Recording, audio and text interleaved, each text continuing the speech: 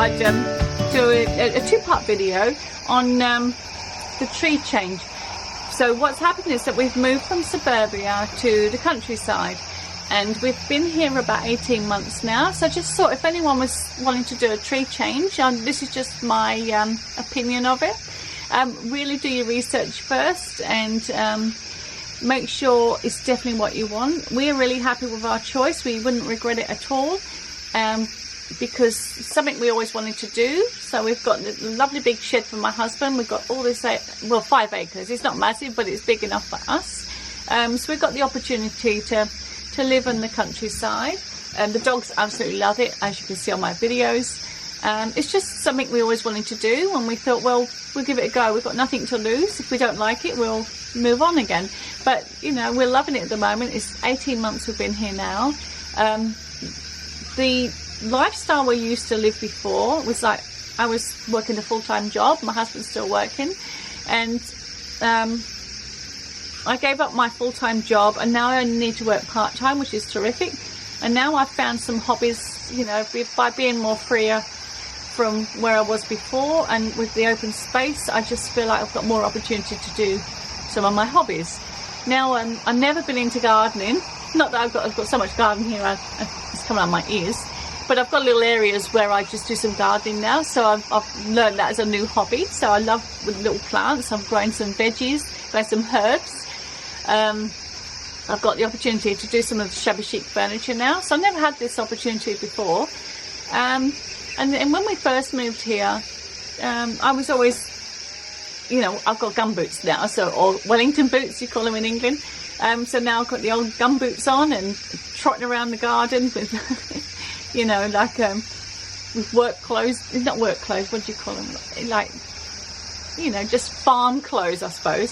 So you get rough and ready. Now I'm pushing wheelbarrows around and helping my husband cut down some of the dead trees and lugging stuff backwards and forwards and making piles of leaves and things. So there's all this getting mucky sort of stuff that I'd never had to do before, because in my other job I was doing admin work. I was always in a suit and smart and everything, and now I'm free free to explore. So it's brilliant. Yeah, it's so different. Yeah, so now I've decided I like growing veggies, so that's been fun. I've only had like one season of it, so that's all new to me as well, but I will show you a little veggie patch. Yeah, I love the wildlife that we've got here. We've got, obviously you've seen the kangaroos and the wombats, so that's incredible in itself, to be sitting in the garden and the kangaroo goes wandering past, or wombats outside your bedroom window chomping away. We got native birds that we feed as well. We've had a bird that's laid 2 lots of eggs now in a little nest, and it's been lovely watching them grow. And oh, else we have an echidna that roams around, and there's a big goanna. It's like massive, that big. Yeah, so this is all new wildlife. That it's funny because it's almost like they're my pets, because in suburbia you don't sort of think about these things, but now I feel it in my heart that there's these animals, and I so love them. They're just so lovely. You know, you have another love for something, which is the animals, and I just think it's incredible that I'm surrounded by it. So yeah, so that's been a fantastic eye-opener for me. So that's been so lovely to have another feeling of enjoyment in life. You know, I know, like with the COVID, we're lucky that we are a bit removed from suburbia at the moment, because we're a bit more isolated. That does help, but it just brings out such a calming inner peace, just being in the country from suburbia. You don't get all the traffic lights and all the hustle and bustle of the city. In the background you can probably hear the cicadas. They're not too loud today. It's a seasonal thing, and they've been really, really loud and deafening for me. But overall, you know, you can sort of, you can hear them, but you just dismiss them. So in the background I'll just leave them go. But there's much more sense of calmness being in the countryside, but it's just so nice. So it just brings you down a level of calmness, rather than just being in the city and being hustle and bustle, you know, let alone having a lower mortgage than we had before. So really, yeah, it's just lovely.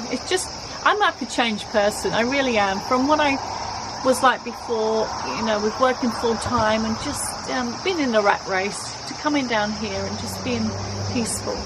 See, I'm looking, you know, I'm in the cabin now, the cabin here, and up at the house, so the dogs are up there minding their own business, and you know, we're just removed from it. I'm just sitting here. I often sit down here with my husband, we have a beer and just chill out. And the stars, like up in the mountains there, well, we're surrounded by mountains, but the stars at night is so dark here, and then the stars are so bright. It's just so beautiful, absolutely beautiful. And I do like stargazing as well, so it's just lovely to be able to see the stars up there and the moon. Yeah, I need to get a telescope though. But yeah, it's just lovely. So it's just so pleasurable to just be in the countryside, grow your own veggies, eat your own food that you grow. Yeah, so yeah, if you can rent somewhere first, maybe try renting. Like, we are about half an hour from a big supermarket, but that's okay. You just have to think ahead. You know, I have made my own food as well. I'm going to try and make bread soon. That's another thing. But you start to get self-sufficient, and you start to, yeah, entertain yourself basically. But it's lovely. I really recommend it. If you want to get away from the rat race, sell up and move away. Yeah. Anyway, I won't keep going on, but you get the gist of it. It's just so nice to just live in the countryside. Yeah, and we do have family visit. You know, we're not that far away. It's not that far away from the city, but it's far away enough. Yeah, to be away from it all. Anyway, yeah. But the only sad thing is you do see a lot of roadkill as well. You know, those poor animals, they kind of cross the road when they shouldn't be, and that's really sad for me to see that, you know, because all the wombats and kangaroos I see here, they're like my little pets, and when you see them on the road, you know what I mean, it's not nice. And the same as the cows and everything, you know, I can't stand seeing, I love seeing the cows in the field, but you just know that, you know, some of them, I think I pretend they're all there just for company. I'd hate to think what happens to some of the cows. Yeah, that's the downside of it, is just being in the country. People have got farms, and that's the sort of thing they do. I'll just show you around the back here. I'm going to just take you around. I'll just turn this around, hold on. Around here, some wombats sort of live around there somewhere. So yeah, there's all the bush there. So you're in your own little hideaway.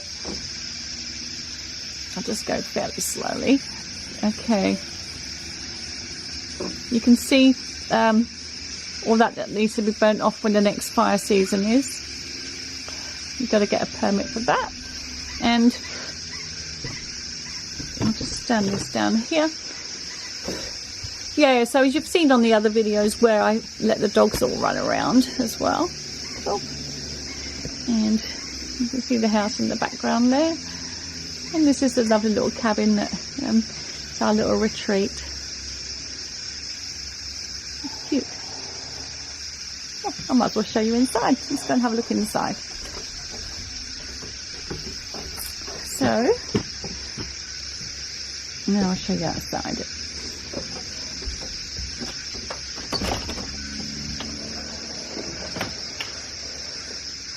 Let's take it inside.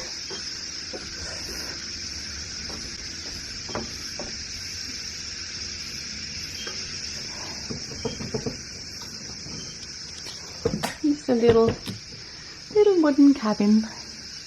Cabin in the woods, that's what we call it.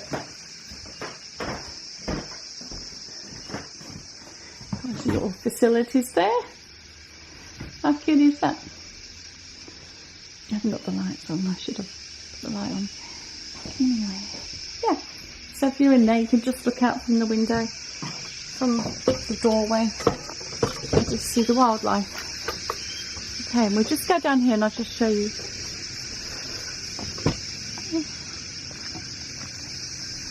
A little cabin in the woods.